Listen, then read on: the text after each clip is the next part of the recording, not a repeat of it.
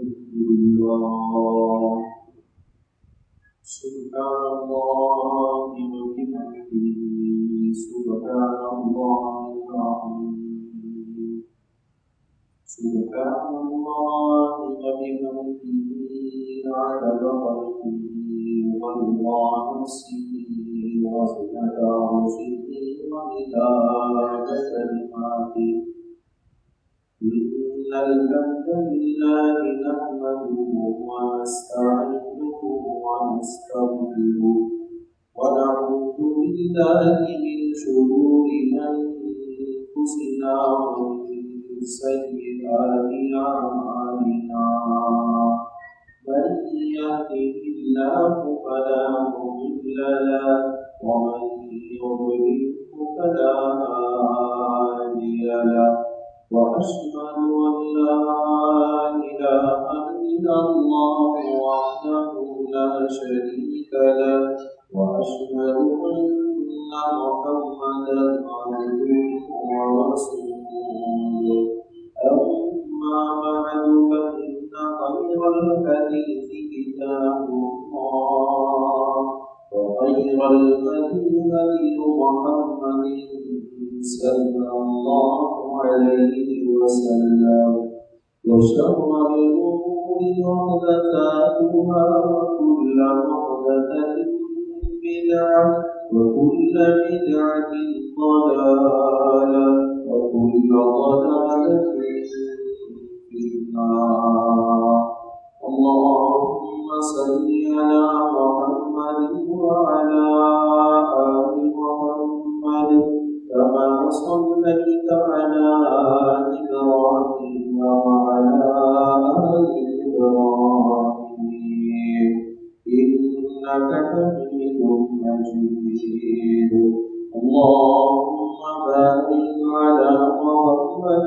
وعلى آل محمد كما باركت على إبراهيم وعلى آل إبراهيم إنك حميد مجيد أعوذ بالله السميع العليم من الشيطان الرجيم من همزه ونفخه ونفخه لقد من الله على المؤمنين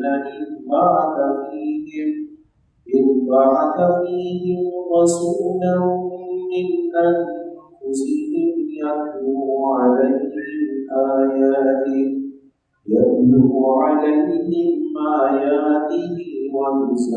ويزكيهم ويعلمهم الكتاب والحكمة وإن كانوا من قبل لفي ضلال مبين.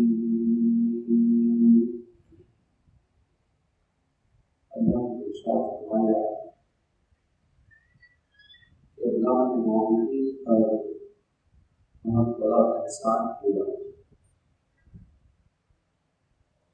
तो उन्हीं से एक रसूल मबूस किया जो अल्लाह की आयात पढ़कर सुनाता है और उनका तज़किया करता है और उन्हें किताब और हिकमत की तालीम देता है हालांकि वो उससे पहले सही गुमराही इख्तियार अल्लाह के रसूल सल्लल्लाहु अलैहि वसल्लम की इजाज़त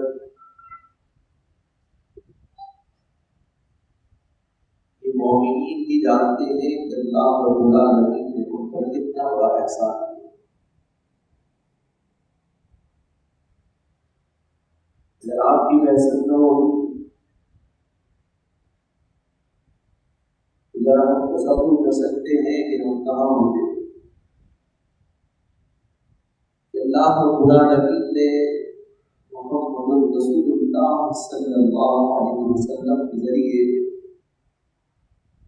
जो हमारे लिए हिदायत का सामान दिया वाकई मोमिनीन का बहुत बड़ा एहसान। यही वजह है कि अल्लाह रब्बुल आलमीन ने इतनी नेमतें अता की है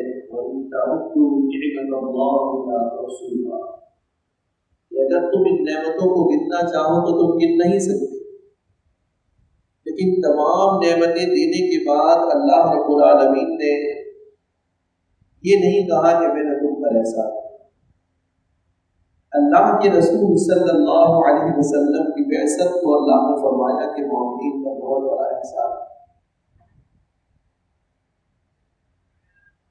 اصل بات تو یہ ہے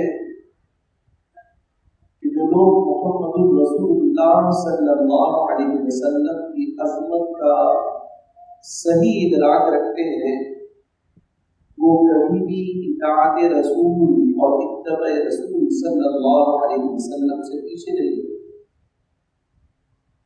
اور یہی بات ہے کہ جماعت المسلمین ہے، جماعت المسلمین کی محمد رسول اللہ صلی اللہ علیہ وسلم کی عظمت اور آپ کی قدر و منزلت اور آپ کی بلند و بالا شان اور آپ کا بلند و بالا مقام بتاتی ہے، نہ صرف بتاتی ہے بلکہ بتاتی ہے کہ اللہ کے رسول صلی اللہ علیہ وسلم کا اصل حق یہی ہے کہ ہم تمام کے تمام اللہ کے رسول صلی اللہ علیہ وسلم کی اطاعت اور ان کی اتباع میں اپنی زندگی بسر کریں۔ پھر آپ دیکھ کر دیکھیے کہ لوگ اللہ کے رسول صلی اللہ علیہ وسلم کی سنتیں تو بیان کرتے ہیں، لیکن سنت کو وہ مقام نہیں دیتے، وہ مرتبہ نہیں دیتے جو جماعت المسلمین دیتی۔ اور یہی وجہ ہے کہ آپ دیکھیں گے کہ کہیں پر ان سنتوں پر عمل نہیں ہوتا۔ جماعت المسلمین ہی کا خاصہ ہے کہ وہ سنتوں کو بیان ہی نہیں کرتی بلکہ اس پر عمل کر دکھاتی۔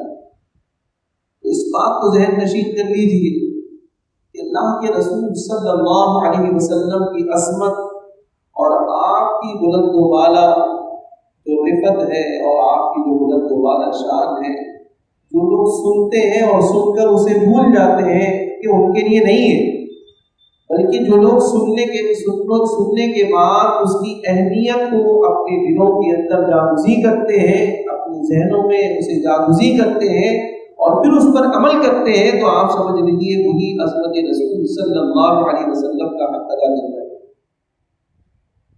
بہرحال اللہ کے رسول صلی اللہ علیہ وسلم کی عظمت یہ تو ایک ایسا کانٹے مارتا ہوا سمندر ہے کہ جتنا بھی اسے بیان کیا جائے کم ہے، اور ہماری زبانیں اللہ کے رسول صلی اللہ علیہ وسلم کی عظمت بیان کرتی رہیں اور ہم اسے سنتے رہیں، لیکن اللہ کے رسول صلی اللہ علیہ وسلم کی عظمت جو ہے وہ مکمل نہیں ہوگا۔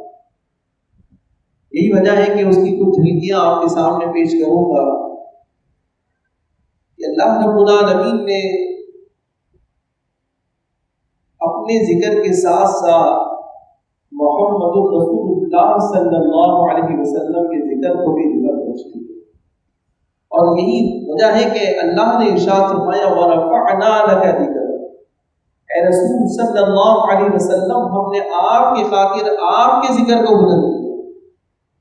دیکھیے اللہ کے رسول صلی اللہ علیہ وسلم نے جب دین کی تبلیغ کا کام سر انجام دیا تو کتنی ہی تکالیف آئی ہے، مشکلات آئی ہے، اور وہ تمام لوگ جو دین اسلام کے دشمن تھے وہ اللہ کے رسول صلی اللہ علیہ وسلم کے سامنے کھڑے ہو گئے۔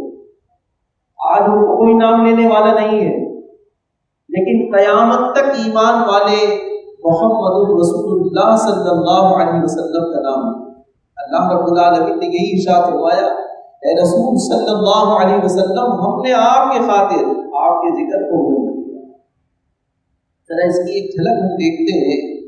مسعود احمد رحمۃ اللہ علیہ عظمت رسول صلی اللہ علیہ وسلم کے عنوان سے 7 تقاریر انہوں نے کی، اور ہر تقریر آپ یہ سمجھ لیجئے کہ اس موضوع کے مناسبت سے ہر ایک چیز جو اللہ کے رسول صلی اللہ علیہ وسلم کی زندگی میں جو آپ کی عظمت کا پہلو تھا وہ تمام کا تمام انہوں نے بیان کرنے کی کوشش کی۔ آج اگر دنیا میں 1 لاکھ مسجد تصور کر لیں، اس پوری دنیا کے اندر 1 لاکھ مساجد موجود ہیں، اور ان میں 5 اوقات نماز اذان دی جاتی ہے اور اس میں اللہ کے رسول صلی اللہ علیہ وسلم کا نام گرامی لیا جاتا ہے، اشہد ان محمد رسول اللہ. تو دن میں 5 اوقات جب ہم اذان دے گا ایک مؤذن تو تقریباً 10 لاکھ مرتبہ محمد رسول اللہ صلی اللہ علیہ وسلم کا نام گرامی ان تمام پوری دنیا کے اندر فضاؤں کے اندر گونجتا ہوا نظر آتا ہے. اور اگر ہم اس میں اقامت کو بھی شامل کر لیں تو 20 لاکھ مرتبہ محمد رسول اللہ صلی اللہ علیہ وسلم کا نام گرامی فضاؤں کے اندر گونجتا ہے. اور اگر ہم 1 کروڑ نمازی تصور کر لیں کہ دنیا میں 1 کروڑ نمازی ہیں تو نمازوں میں 60 مرتبہ اللہ کے رسول صلی اللہ علیہ وسلم کا نام لیا جاتا ہے. تو یعنی 60 کروڑ مرتبہ اللہ کے رسول صلی اللہ علیہ وسلم کا نام گرامی لیا جا رہا ہے. اندازہ لگائیے، یعنی یہ وہ ہے جو صرف ہم بالکل کم سے کم جو چیز ہے اس کو دیکھ رہے ہیں، اور اس سے کئی زیادہ نمازی ہوں گے، کئی زیادہ مساجد ہوں گی، اور اللہ کے رسول صلی اللہ علیہ وسلم کا نام گرامی لیا جا رہا ہے. درس و تدریس کے موقع پر، خطبات کے موقع پر، جب احادیث پڑھائی جاتی ہیں اس موقع پر، یعنی یہ تکرار کہاں تک پہنچتی ہے اس کو آدمی جو ہے وہ لکھ نہیں سکتا اور نہ ہی جو ہے اسے قابو کر سکتا. پھر اللہ رب العالمین نے قرآن مجید کے اندر فرمایا ان اللہ و ملائکتہ یصلون علی النبی یا ایھا الذین آمنوا صلوا علیہ وسلموا تسلیما. بے شک اللہ اور اس کے فرشتے محمد رسول اللہ صلی اللہ علیہ وسلم پر درود و سلام بھیجتے ہیں. اے ایمان والو تم بھی رسول اللہ صلی اللہ علیہ وسلم پر درود و سلام بھیجا کرو. فرشتے کتنی مرتبہ پڑھتے ہیں اور خود اللہ رب العالمین محمد رسول اللہ صلی اللہ علیہ وسلم پر سلام بھیج رہا ہے اور ایمان والوں سے بھی یہ کہہ رہا ہے کہ یہ وَرَفَعْنَا لَكَ ذِكْرَكَ جو اللہ رب العالمین نے قرآن مجید میں ارشاد فرمایا، ایک اس کی مختصر سی تشریح ہے. اللہ کے رسول صلی اللہ علیہ وسلم کہنے کو تو آپ کے 2 ہاتھ اور 2 آنکھیں اور 2 کان ہیں، لیکن نہیں سکا مثلی انسان. کوئی انسان اللہ کے رسول صلی اللہ علیہ وسلم کا مقابلہ کر ہی نہیں سکتا. کیا کوئی قطرہ سمندر کا مقابلہ کر سکتا ہے؟ اللہ کے رسول صلی اللہ علیہ وسلم لیکن کہنے کو تو آپ بشر ہیں، لیکن اللہ رب العالمین نے اس وحی الہی کی وجہ سے جو فضیلت اللہ کے رسول صلی اللہ علیہ وسلم کو عطا کی تھی وہ کسی اور کو نہیں کی. یہی وجہ ہے صحیح بخاری میں ہے، حضرت انس رضی اللہ تعالیٰ عنہ ارشاد فرماتے ہیں ما شممت عنبرا کہ میں نے عنبر کو بھی سونگا ہے اور میں نے مشک کو بھی سونگا، لیکن جو خوشبو اللہ کے رسول صلی اللہ علیہ وسلم کی ہتھیلیوں کی ہے اس کے سامنے مشک بھی کچھ نہیں ہے اور عنبر بھی کچھ نہیں ہے. اللہ کے رسول صلی اللہ علیہ وسلم کی جو ہتھیلیوں کی نرمی اور ملائمت ہے اس کے سامنے دیباج بھی کچھ نہیں ہے، اس کے سامنے ریشم بھی کچھ نہیں. اور میں نے کہا میں نے ریشم بھی چھوا ہے، میں نے دیباج کو بھی چھوا ہے، لیکن جو نرمی اور ملائمت اللہ کے رسول صلی اللہ علیہ وسلم کی ہتھیلیوں میں ہے، جو خوشبو اللہ کے رسول صلی اللہ علیہ وسلم کی ہتھیلیوں میں ہے، وہ خوشبو میں نے کہیں نہیں سنی. یہ اللہ کے رسول صلی اللہ علیہ وسلم کی عظمت ہی تو ہے. صحیح بخاری میں جابر بن سمرہ رضی اللہ تعالیٰ عنہ ارشاد فرماتے ہیں کہ ایک دن میں نے اللہ کے رسول صلی اللہ علیہ وسلم کے ساتھ ظہر کی نماز ادا کی. اس کے بعد جب ہم واپس ہوئے تو کچھ بچے آ گئے. اللہ کے رسول صلی اللہ علیہ وسلم نے سب کے ہاتھوں پر جو ہے وہ سب کے رخسار پر اپنا ہاتھ رکھا. آپ دیکھیے یہ بھی محبت ہے، یہ رحمت ہے اللہ کے رسول صلی اللہ علیہ وسلم کی کہ بچوں کے ساتھ بھی اللہ کے رسول صلی اللہ علیہ وسلم رحیم ہے اور شفیق ہے. اور یہی وجہ ہے اللہ نے ارشاد فرمایا لقد جاءکم رسول من انفسکم عزیز علیہ ما عنتم حریص علیکم بالمؤمنین رؤوف رحیم. اے لوگوں تمہارے پاس تمہیں میں سے ایک ایسے رسول آ گئے ہیں جو مومنین پر ان کی فلاح و بہبود کا بہت زیادہ خیال رکھتے ہیں اور وہ ان پر رؤوف ہیں، رحیم ہیں، شفیق ہیں، مہربان ہیں. کہتے ہیں کہ وہ ہاتھ اللہ کے رسول صلی اللہ علیہ وسلم نے میرے رخسار پر بھی لگایا اور بہت زیادہ ٹھنڈا، اور مجھے ایسا لگا کہ ابھی عطر فروش کی جو گٹر ہے اس سے ابھی ہاتھ باہر نکلا. اتنی خوشبو اللہ کے رسول صلی اللہ علیہ وسلم کے ہاتھوں میں. یعنی عام آدمی کے ہاتھوں میں تو کچھ بھی نہیں ہے، اور اگر اس کے جسم سے بڑی ناگوار سی بو نکلتی ہے، لیکن اللہ کے رسول صلی اللہ علیہ وسلم کی خوشبو، اس کا حال یہ ہے کہ تمام خوشبوئیں جو وہ نیچ ہے. اور یہی وجہ ہے صحیح بخاری میں حضرت ام سلیم رضی اللہ تعالیٰ عنہ اللہ کے رسول صلی اللہ علیہ وسلم کا پسینہ جمع کر دیا. ہمارے تو پسینے سے ناگوار سی بو نکلتی ہے. آپ یاد کریں، آپ نے پوچھا ہے ام سلیم نے کیا کر رہی ہے؟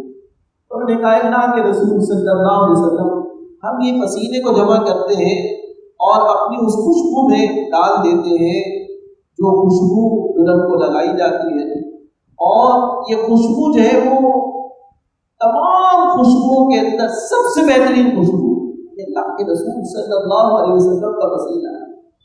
آپ دیکھیے وہی ہاتھ جو نرم و ملائم ہے، اور خندق کے موقع پر جب وہ چٹان آئی جو انتہائی سخت ترین تھی، تمام صحابہ کرام سے نہیں ٹوٹی، تو اللہ کے رسول صلی اللہ علیہ وسلم کے پاس آئے اور آنے کے بعد کہا اللہ کے رسول صلی اللہ علیہ وسلم چٹان نہیں ٹوٹی، آپ کے پیٹ پر پتھر بنا ہوا ہے، ایک دن سے کچھ بھی نہیں کھایا. تصور دلائے کہ دین کے لیے جو محنت اور مشقت اور جد و جہد ہو رہی ہے وہ کس طرح کی ہے.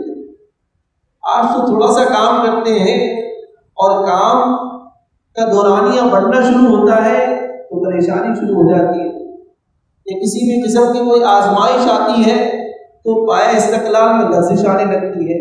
یہ نہیں، اللہ کے رسول صلی اللہ علیہ وسلم اپنے صحابہ کرام رضوان اللہ علیہ مجمعین کے ساتھ ہیں، اور آپ کی بھی یہ حالت ہے کہ آپ بھی بھوک سے دوچار ہیں اور آپ کے پیٹ پر پتھر بنا ہے اور 3 دن سے کچھ بھی نہیں کھایا.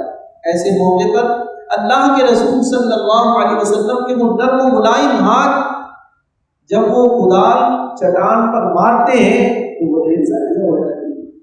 ایک طرف تو نرم و ملائم ہاتھ اس طرح کے ہیں، اور ایک طرف اللہ رب العالمین کے دین کی خاطر ان کے اندر سختی آ جاتی ہے. یہ اللہ کے رسول صلی اللہ علیہ وسلم کی عظمت ہی تو ہے کہ اللہ کے رسول صلی اللہ علیہ وسلم ابو رافع کو قتل کرنے کے لیے ایک مہم پر سے بخاری میں عبداللہ بن عتیق رضی اللہ تعالیٰ عنہ کو بھیجتے ہیں. ان کو بھی تو دیکھیے کہ جب وہ ابو رافع کو قتل کر دیتے ہیں تو ہمت اور حوصلہ دیکھیے اور استقامت دیکھیے.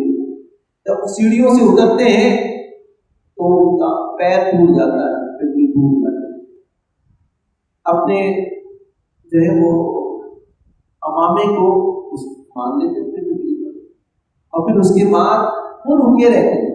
یہی ہمت ایک کام اللہ کے رسول صلی اللہ علیہ وسلم نے دیا، اسے سر انجام دیا، لیکن جب تک اس کی پوری خبر نہیں آ گئی وہ وہیں پر بیٹھے، اور جب یہ معلوم ہوا ہاں وہ کافر جو ہے وہ قتل ہو گیا ہے، اس کے بعد وہ اللہ کے رسول صلی اللہ علیہ وسلم کے پاس آتے ہیں، اور آنے کے بعد وہ پورا واقعہ بیان کرتے ہیں.